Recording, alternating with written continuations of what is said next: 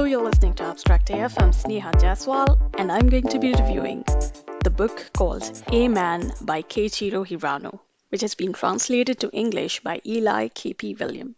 Now, there are plenty of slow contemporary fiction stories that are so lifelike, they can be mundanely emotional, ruminative, and unnecessarily descriptive. Some readers might savor the little details. Others, unfortunately, might quickly lose interest.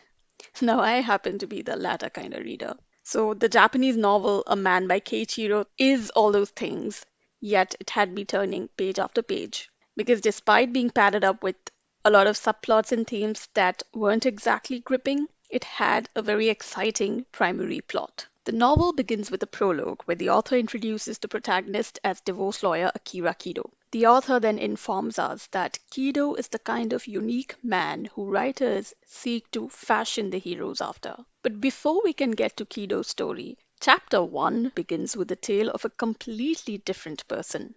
A woman called Ri who loses her beloved husband Daisuke in a tragic logging accident. She contacts Daisuke's estranged family for the first time, only to find out that her husband was not who he claimed to be. Shocked to find out that she didn't even know her husband's real name, Ri seeks Kido's legal advice to find out her husband's, or rather her deceased husband's, real identity. Baffled by the case, the lawyer becomes obsessed with finding the truth about the real Daisuke and the man who was pretending to be him. That person is simply referred to as Mr. X from there on in the novel. What follows next is a slow burn investigation into Daisuke's past and all the possible leads Kido can get on who Mr. X could have possibly been. As the lawyer attempts to piece the life of a stranger, he also battles some of his own personal demons, like his mixed feelings about his Korean ancestry and his failing marital life.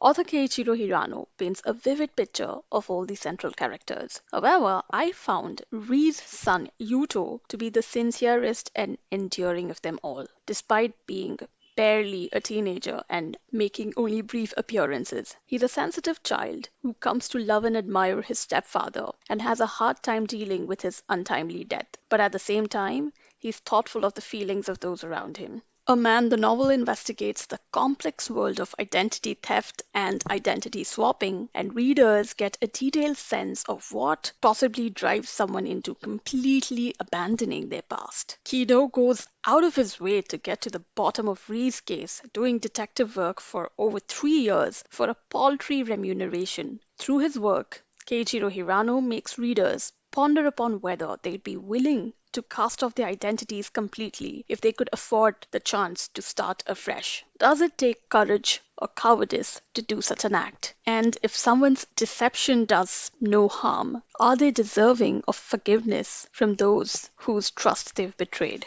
The fact that the story starts off at an unknown rural area simply known as Town S lends a mysterious and rustic touch to the tale. There's a subtle juxtaposition of Ri's content marital life in the boondocks against Kido's strained marriage in the big city, which makes for a compelling case study. It's not like there's some sort of deliberate messaging that a rich, successful upper class couple can't keep their marriage intact for long. Instead, it's just a hopeful look at how one can lead a satisfying enough family life in the countryside. For international readers, Keiichi Hirano's exploration of xenophobia in Japan might make for an enlightening theme. The novel gives one a fair glimpse into the second-class treatment meted out to Japanese citizens of Korean descent. Slowly and steadily, the novel gathers pieces of Daisuke and Mr. X's life, two men from two completely different worlds and clashing temperaments. Spread over 300 pages, A Man takes its time to unravel its core mystery. The progression sometimes made me skeptical and worried about whether readers would get any closure on who Mr. X was or what happened to the real Daisuke.